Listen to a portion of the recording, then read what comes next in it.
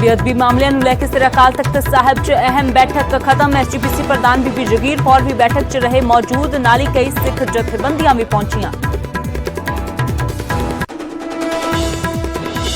DSGMC प्रधान मनजिंदर सिंह सिरसा खिलाफ Delhi police की वड्डी कार्रवाई। भ्रष्टाचार के एक मामले 'ਚ सिरसा खिलाफ लुकआउट सर्कुलर किया जारी।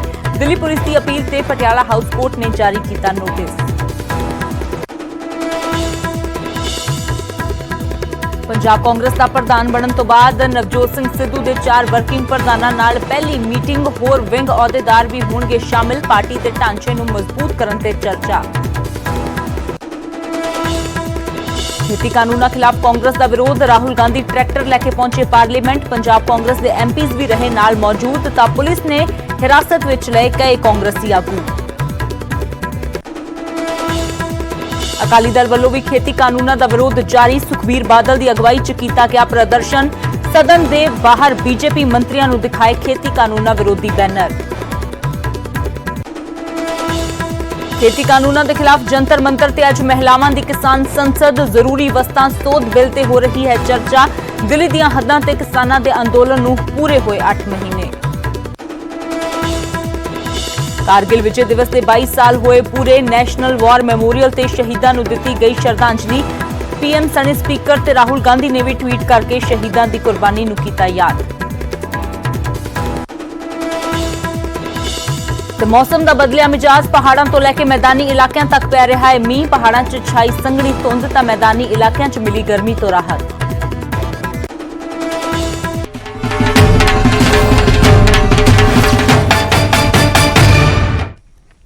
सत श्री अकाल। न्यूज़ 18 पंजाब हरियाणा हिमाचल देख रहे सारे दर्शकों का स्वागत। मैं अमृत वर्दी। बुलेटिन की शुरुआत करते हैं श्री अकाल तख्त साहिब दे विच बेअदबी मुद्दों ते हो रही बैठक दे नाल जो खत्म हो गई है। ज्ञानी हरप्रीत सिंह की अगवाई दे विच जो बैठक हो रही सी, बेअदबी के मुद्दों ते इस बैठक दे विच चर्चा हुई है। एसजीपीसी प्रधान जगीर कौर समेत कई होर सिख जथेबंदियां भी इस बैठक दे विच शामिल हुई ने।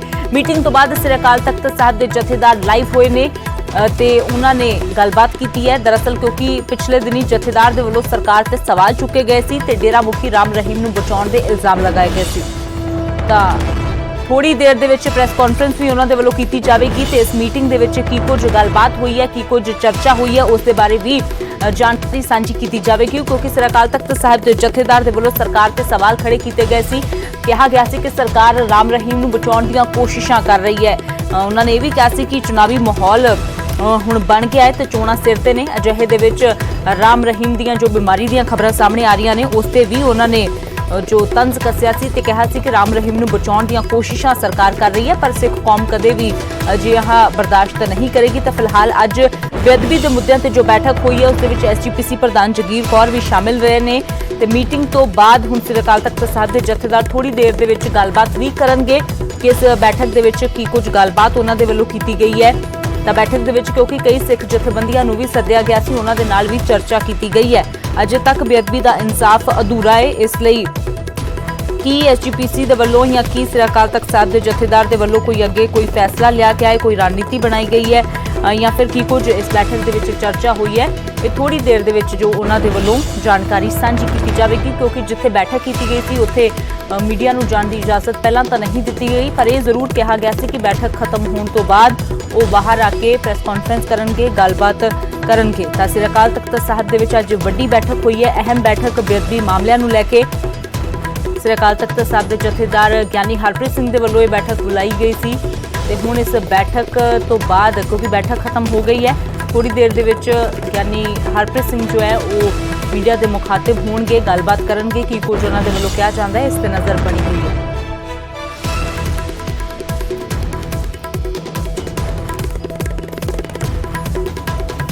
बेअदबी मामलों का इंसाफ क्योंकि अजे तक अधूरा है, मामले दे विच जांच कमेटियां बनाई जांदियां ने, पर जांच अजे किसी सिरे ते जाके नहीं पहुंची है। अजिहे दे विच अज अहम बैठक जो सद्दी गई श्री अकाल तख्त साहिब के जथेदार ज्ञानी हरप्रीत सिंह दे वल्लों बेअदबी ते गोलीकांड मामलों ते चर्चा की गई है। जांच कमेटियां ते चर्चा हुई है, हुण तक किस तरीके दे नाल जांच हुई है, कित्थे तक वधी है, की कुछ होया है, ते डेरा प्रेमियों की किस तरह की भूमिका जो लगातार सामने आ रही है। तो राम रहीम नूं लैके पिछले दिनों के विच सरकार ते सवाल चुके गए सी।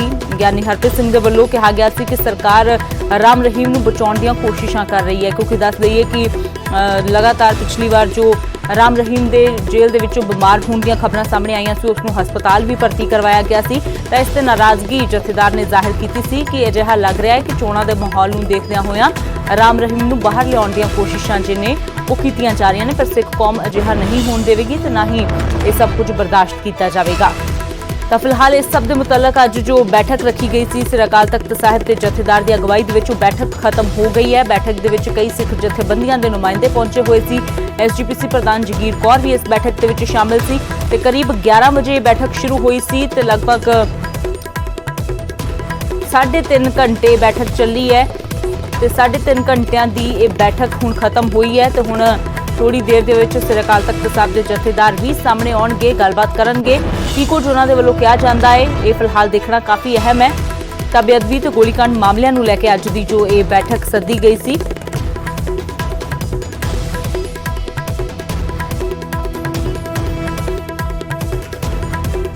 ਤਾਂ ਇਹ ਤਸਵੀਰਾਂ ਤੁਸੀਂ ਦੇਖ ਸਕਦੇ ਹੋ ਸ੍ਰੀ ਅਕਾਲ ਤਖਤ ਸਾਹਿਬ ਦੇ ਜਥੇਦਾਰ ਗਿਆਨੀ ਹਰਪ੍ਰੀਤ ਸਿੰਘ ਦੀਆਂ ਤਸਵੀਰਾਂ ਨੇ। ਥੋੜੀ ਦੇਰ ਦੇ ਵਿੱਚ ਕਿਉਂਕਿ ਉਹ ਮੀਡੀਆ ਦੇ ਮੁਖਾਤਬ ਵੀ ਹੋਣਗੇ, ਪ੍ਰੈਸ ਕਾਨਫਰੰਸ ਵੀ ਉਹਨਾਂ ਦੇ ਵੱਲੋਂ ਕੀਤੀ ਜਾਵੇਗੀ ਤੇ ਮੀਟਿੰਗ ਤੋਂ ਬਾਅਦ ਕੀ ਕੁਝ ਉਹਨਾਂ ਦੇ ਵੱਲੋਂ ਕਿਹਾ ਜਾਂਦਾ ਹੈ, ਕੀ ਏਜੰਡਾ ਸੀ ਇਸ ਮੀਟਿੰਗ ਦਾ, ਕਿਉਂਕਿ ਬੇਅਦਬੀ ਅਤੇ ਗੋਲੀकांड ਦੇ ਮੁੱਦੇ ਤੇ ਚਰਚਾ ਕਰਨ ਦੇ ਲਈ ਤਾਂ ਇਹ ਬੈਠਕ ਸੱਦੀ ਗਈ ਸੀ। ਪਰ ਇਸ ਬੈਠਕ ਦੇ ਵਿੱਚ ਕੀ ਕੋਈ ਜੋ ਫੈਸਲਾ ਉਹਨਾਂ ਦੇ ਵੱਲੋਂ ਲਿਆ ਗਿਆ ਹੈ ਜਾਂ ਆਉਣ ਵਾਲੇ ਦਿਨਾਂ ਦੇ ਵਿੱਚ ਕੋਈ ਰਣਨੀਤੀ ਉਹਨਾਂ ਦੇ ਵੱਲੋਂ ਬਣਾਈ ਗਈ ਹੈ ਜਾਂ ਕੋਈ ਨਵਾਂ ਸਿੱਖ ਕੌਮ ਦੇ ਨਾਮ ਉਹਨਾਂ ਦੇ ਵੱਲੋਂ ਕੋਈ ਐਲਾਨ ਕੀਤਾ ਜਾਵੇਗਾ ਜਾਂ ਕੋਈ ਇਸ ਤਰ੍ਹਾਂ ਦਾ ਬਿਆਨ ਉਹਨਾਂ ਦੇ ਵੱਲੋਂ ਦਿੱਤਾ ਜਾਂਦਾ ਹੈ, ਇਹ ਦੇਖਣਾ ਕਾਫੀ ਅਹਿਮ ਹੈ। ਤਾਂ ਹੁਣ ਥੋੜੀ ਦੇਰ ਦੇ ਵਿੱਚ ਕੁਝ ਪਲਾਂ ਦੇ ਵਿੱਚ ਹੀ ਜੋ ਗਿਆਨੀ ਹਰਪ੍ਰੀਤ ਸਿੰਘ ਨੇ ਉਹ ਗੱਲਬਾਤ ਕਰਨਗੇ, ਦੱਸਣਗੇ ਕਿ ਇਸ ਮੀਟਿੰਗ ਦੇ ਵਿੱਚ ਕੀ ਕੁਝ ਗੱਲਬਾਤ ਹੋਈ ਹੈ, ਕਿਉਂਕਿ ਸਰਕਾਰ ਦੇ ਉੱਪਰ ਹਮਲਾ ਜ਼ਰੂਰ ਉਹਨਾਂ ਨੇ ਪਿਛਲੇ ਦਿਨ ਹੀ ਬੋਲਿਆ ਸੀ ਕਿ ਸਰਕਾਰ ਰਾਮ ਰਹੀਮ ਨੂੰ ਬਚਾਉਣ ਦੀਆਂ ਕੋਸ਼ਿਸ਼ਾਂ ਕਰ ਰਹੀ ਹੈ।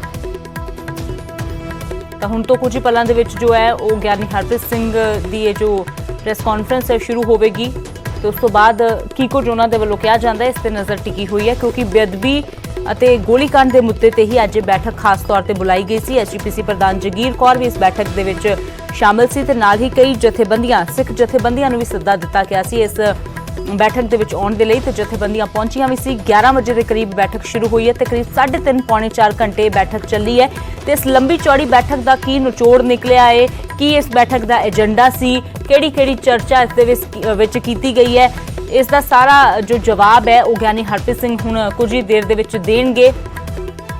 ਕੀ ਕੁਝ ਉਹਨਾਂ ਦੇ ਵੱਲੋਂ ਕਿਹਾ ਜਾਂਦਾ ਹੈ ਇਹ ਤੁਹਾਨੂੰ ਸੁਣਾਵਾਂਗੇ, ਕਿਉਂਕਿ ਹੁਣ ਲਗਭਗ 1-2 ਮਿੰਟਾਂ ਦੇ ਵਿੱਚ ਹੀ ਉਹਨਾਂ ਦੇ ਵੱਲੋਂ ਇਹ ਪ੍ਰੈਸ ਕਾਨਫਰੰਸ ਜੋ ਹੈ ਸ਼ੁਰੂ ਕਰ ਦਿੱਤੀ ਜਾਵੇਗੀ।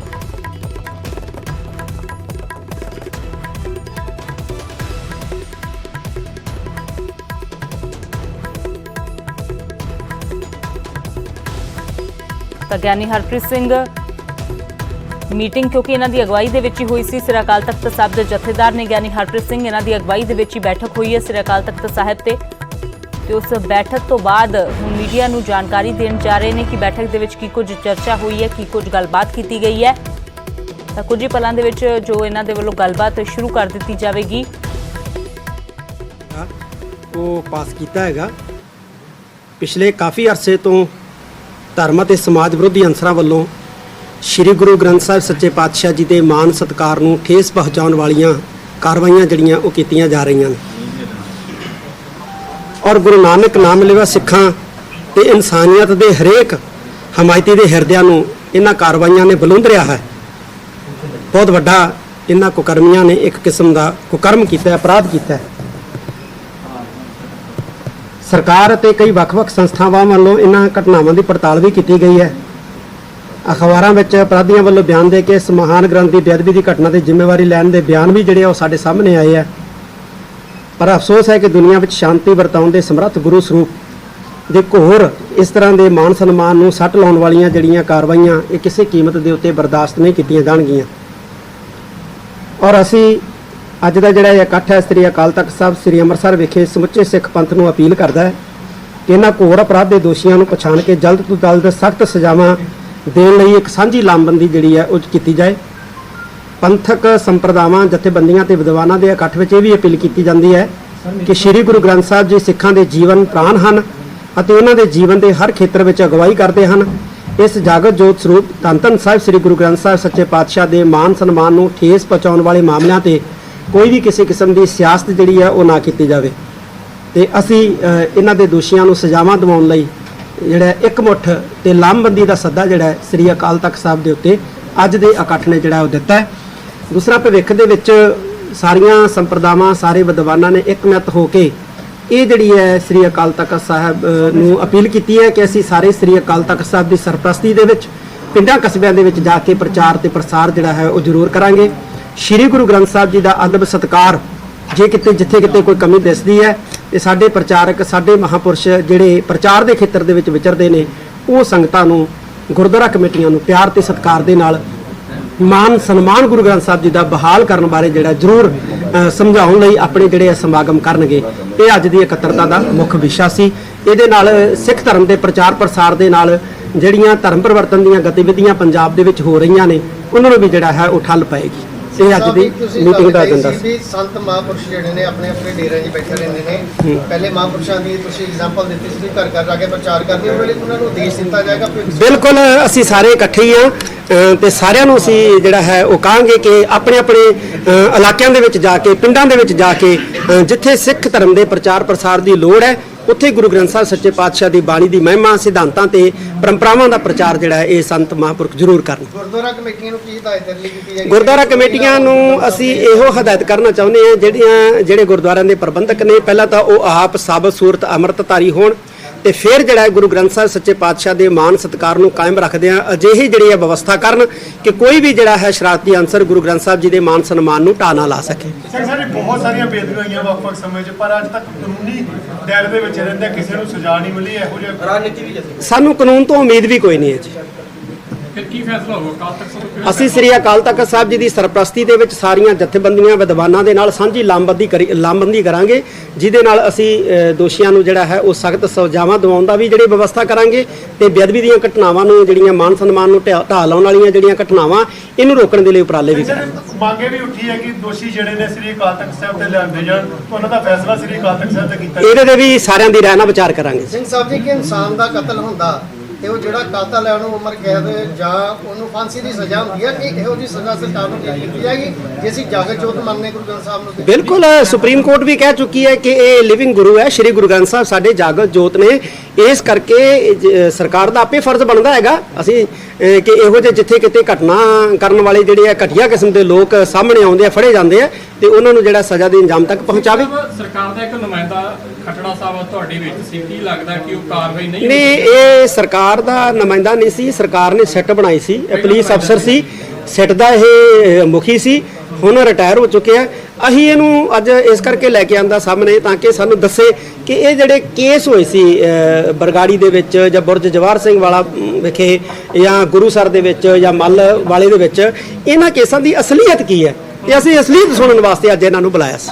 ਕੀ ਅਸਲੀਅਤ ਪਤਾ ਲੱਗਾ ਜੀ? ਕੀ ਤੁਸੀਂ ਵੀਡੀਓ ਜਿਹੜੀ ਉਹ ਬੋਲਿਆ ਉਹ ਆਈ ਜਾਏਗੀ ਸਾਰਿਆਂ ਸਾਹਮਣੇ, ਤੁਸੀਂ ਸੁਣ ਲਓ। ਉੱਤਰਾਖੰਡ ਦੇ ਵਿੱਚ ਸੀਐਮ ਤੇ ਗੁਰਦੁਆਰੇ ਉਹ ਬਹੁਤ ਮੰਦਭਾਗੀ ਘਟਨਾ ਵਾਪਰੀ ਹੈ। ਸ੍ਰੀ ਅਕਾਲ ਤਖਤ ਸਾਹਿਬ ਵੱਲੋਂ 3 ਮੈਂਬਰੀ ਇੱਕ ਟੀਮ ਜਿਹੜੀ ਹੈ ਹੈੱਡ ਗ੍ਰੰਥੀ ਸ੍ਰੀ ਅਕਾਲ ਤਖਤ ਸਾਹਿਬ ਜੀ ਦੀ ਅਗਵਾਈ ਦੇ ਵਿੱਚ ਗਿਆਨੀ ਮਲਕੀਤ ਸਿੰਘ ਦੀ ਅਗਵਾਈ ਦੇ ਵਿੱਚ ਉਹ ਹੁਣੇ ਜਿਹੜਾ ਹੈ ਰਵਾਨਾ ਜਿਹੜੀ ਹੋ ਰਹੀ ਹੈ, ਜਾ ਰਹੀ ਹੈ, ਪੜਤਾਲ ਕਰਕੇ ਰਿਪੋਰਟ ਦੇਗੀ। ਜਿਹੜੇ ਵੀ ਦੋਸ਼ੀ ਸਾਹਮਣੇ ਆਉਣਗੇ ਉਹਨਾਂ ਨੂੰ ਸਜ਼ਾਵਾਂ ਦੇਣਗੇ। ਸਰ, ਖੱਟੜਾ ਸਾਹਿਬ ਦਾ ਕਹਿਣਾ ਹੈ ਕਿ ਜਿਹੜਾ ਮੁਖੀ ਹੈ ਮੁੱਖ ਦੋਸ਼ੀ ਜਿਹੜਾ ਬੇਅਦਬੀਆਂ ਦਾ ਚਾਹੇ ਜਵਾਹਰ ਸਿੰਘ ਵਾਲਾ ਦਾ ਜਾਂ ਦੂਸਰੇ ਤੀਸਰੇ ਦਾ ਲਲਕਾਰ ਕੇ ਜਿਹੜਾ ਡੇਰਾ ਮੁਖੀ ਨੇ ਪਲੈਨਿੰਗ ਦੇ ਤਹਿਤ ਕੀਤਾ ਤੇ ਲੱਗਦਾ ਕਿ ਆਪਾਂ ਡੇਰਾ ਮੁਖੀ ਨੂੰ ਜਿਹੜੀ ਸਜ਼ਾ ਦਿਵਾਉਣ ਦੇ ਲਈ ਕਿਸੇ ਬਿਲਕੁਲ ਪ੍ਰਧਾਨ ਸ਼੍ਰੋਮਣੀ ਗੁਰਦੁਆਰਾ ਪ੍ਰਬੰਧਕ ਕਮੇਟੀ ਨੇ ਵੀ ਕਹਿ ਦਿੱਤਾ ਹੈ ਕਿ ਸ਼੍ਰੋਮਣੀ ਗੁਰਦੁਆਰਾ ਪ੍ਰਬੰਧਕ ਕਮੇਟੀ ਹਰ ਸੰਭਵ ਯਤਨ ਕਰੂਗੀ ਸਾਰੀਆਂ ਸੰਸਥਾਵਾਂ ਜਥੇਬੰਦੀਆਂ ਦੇ ਸਹਿਯੋਗ ਨਾਲ। ਜਿਹੜੀ ਐਫਆਈਆਰ ਚ ਉਹਨਾਂ ਦਾ ਨਾਂ ਕੱਟਿਆ ਗਿਆ ਉਹਨੂੰ ਦੁਬਾਰਾ ਸਰਕਾਰ ਨੂੰ ਪਾਇਆ ਜਾਏਗਾ। ਉਹ ਦੇਖੋ, ਸ਼੍ਰੋਮਣੀ ਗੁਰਦੁਆਰਾ ਪ੍ਰਬੰਧਕ ਕਮੇਟੀ ਦੇ ਪ੍ਰਧਾਨ ਬੀਬੀ ਜਗੀਰ ਕੌਰ ਕਹਿੰਦੇ ਨੇ ਔਨ ਸਟੇਜ ਕਿਹਾ ਕਿ ਅਸੀਂ ਇਸ ਸੰਬੰਧੀ ਜਿਹੜੀ ਆ ਚਾਰਾਜੋਈ ਕਰਾਂਗੇ। ਉਹ ਅੱਜ ਵਿਚਾਰ ਵਟਾਂਦਰਾ ਹੋਇਆ ਇਹਦੇ ਤੇ ਅਮਲ ਵੀ ਕਰਵਾਇਆ ਜਾਏਗਾ ਪੱਕੇ ਤੌਰ ਤੇ? ਅਮਲ ਕਰਵਾਉਣ ਦੇ ਲਈ ਚਾਰਾਜੋਈ ਕੀਤੀ।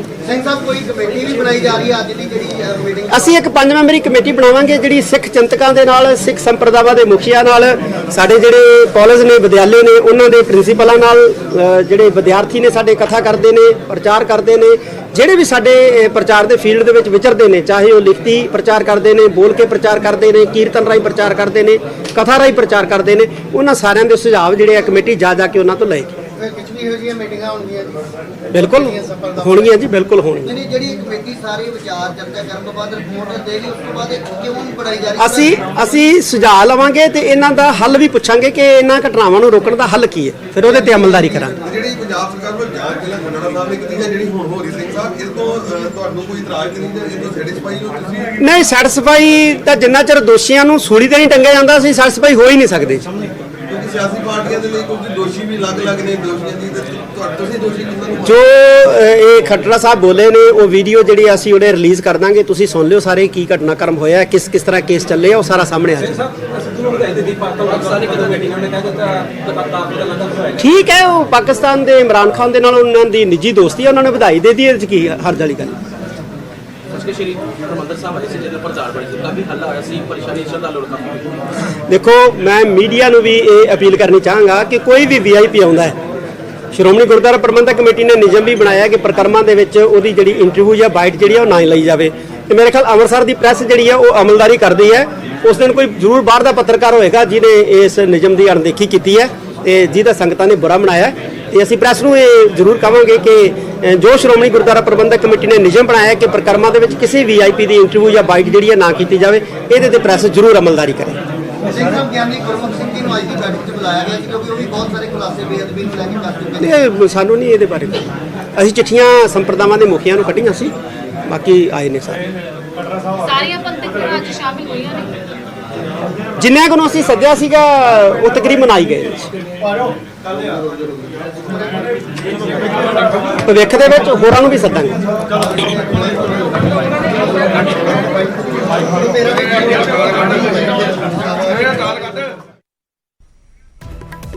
ਸ੍ਰੀ ਅਕਾਲ ਤਖਤ ਸਾਹਿਬ ਦੇ ਜਥੇਦਾਰ ਗਿਆਨੀ ਹਰਪ੍ਰੀਤ ਸਿੰਘ ਨੂੰ ਤੁਸੀਂ ਸੁਣਿਆ, ਜਿਨ੍ਹਾਂ ਨੇ ਕਿਹਾ ਕਿ ਮੀਟਿੰਗ ਜੋ ਹੋਈ ਹੈ ਉਸ ਦੇ ਵਿੱਚ तमाम ਵੱਖ-ਵੱਖ ਮੁੱਦਿਆਂ ਦੇ ਉੱਪਰ ਚਰਚਾ ਕੀਤੀ ਗਈ ਹੈ। ਬੇਅਦਬੀ ਦੀਆਂ ਘਟਨਾਵਾਂ ਤੇ ਉਹਨਾਂ ਨੇ ਸਿੱਧੇ ਤੌਰ ਤੇ ਸਰਕਾਰ ਤੇ ਨਿਸ਼ਾਨਾ ਸਾਧਿਆ, ਕਿਹਾ ਕਿ ਸਰਕਾਰ ਤੋਂ ਸਾਨੂੰ ਕੋਈ ਉਮੀਦ ਵੀ ਨਹੀਂ ਹੈ, ਕਾਨੂੰਨ ਤੋਂ ਸਾਨੂੰ ਕੋਈ ਉਮੀਦ ਨਹੀਂ ਹੈ ਕਿ ਬੇਅਦਬੀ ਮਾਮਲਿਆਂ ਦਾ ਇਨਸਾਫ ਜੋ ਹੈ ਉਹ ਦਿੱਤਾ ਜਾਵੇਗਾ। ਤਾਂ ਬੇਅਦਬੀ ਮੁੱਦਿਆਂ ਤੇ ਸ੍ਰੀ ਅਕਾਲ ਤਖਤ ਸਾਹਿਬ ਦੇ ਵਿੱਚ ਮੀਟਿੰਗ ਹੋਈ। ਵੱਖ-ਵੱਖ ਜਥੇਬੰਦੀਆਂ ਜੋ ਸਿੱਖ ਜਥੇਬੰਦੀਆਂ ਉਹਨਾਂ ਦੇ ਨੁਮਾਇੰਦਿਆਂ ਨੂੰ ਸੱਦਿਆ ਗਿਆ ਤੇ ਦੱਸ ਦਈਏ ਕਿ ਜੋ ਇੱਕ ਸਿੱਟ ਬਣਾਈ ਗਈ ਸੀ ਉਸ ਸਿੱਟ ਦੇ ਜੋ ਸਾਬਕਾ ਮੁਖੀ ਰਣਬੀਰ ਸਿੰਘ ਖੱਟੜਾ ਉਹਨਾਂ ਨੂੰ ਵੀ ਅੱਜ ਸੱਦਿਆ ਗਿਆ ਸੀ ਤੇ ਉਹਨਾਂ ਦੇ ਵੱਲੋਂ ਵੀ, ਕਿਉਂਕਿ ਪੁਰਾਣੀ ਸਿੱਟ ਜਿਹੜੀ ਸੀ ਉਹ ਰਣਬੀਰ ਸਿੰਘ ਖੱਟੜਾ ਦੀ ਅਗਵਾਈ ਦੇ ਵਿੱਚ ਬਣੀ ਸੀ, ਤੇ ਉਹਨਾਂ ਦੀ ਸਿੱਟ ਨੇ ਵੱਲੋਂ ਕੀ ਕੰਮ ਜਾਂ ਕੀ ਖੁਲਾਸੇ ਕੀਤੇ ਗਏ ਉਹ ਗਿਆਨੀ ਹਰਪ੍ਰੀਤ ਸਿੰਘ ਨੇ ਕਿਹਾ ਕਿ ਉਹ ਬਿਆਨ ਵੀ ਜਲਦ ਜਾਰੀ ਕਰ ਦਿੱਤੇ ਜਾਣਗੇ। ਤੇ ਇਸ ਤੋਂ ਇਲਾਵਾ ਬੇਅਦਬੀ ਦੇ ਦੋਸ਼ੀਆਂ ਦੇ ਲਈ ਸਖਤ ਸਜ਼ਾ ਦੀ ਮੰਗ ਵੀ ਉਹਨਾਂ ਨੇ ਕੀਤੀ ਹੈ ਕਿ ਸਖਤ ਤੋਂ ਸਖਤ ਸਜ਼ਾ ਸੁਪਰੀਮ ਕੋਰਟ ਵੀ ਕਹਿ ਚੁੱਕਾ ਹੈ ਕਿ ਹੋਣੀ ਚਾਹੀਦੀ ਹੈ।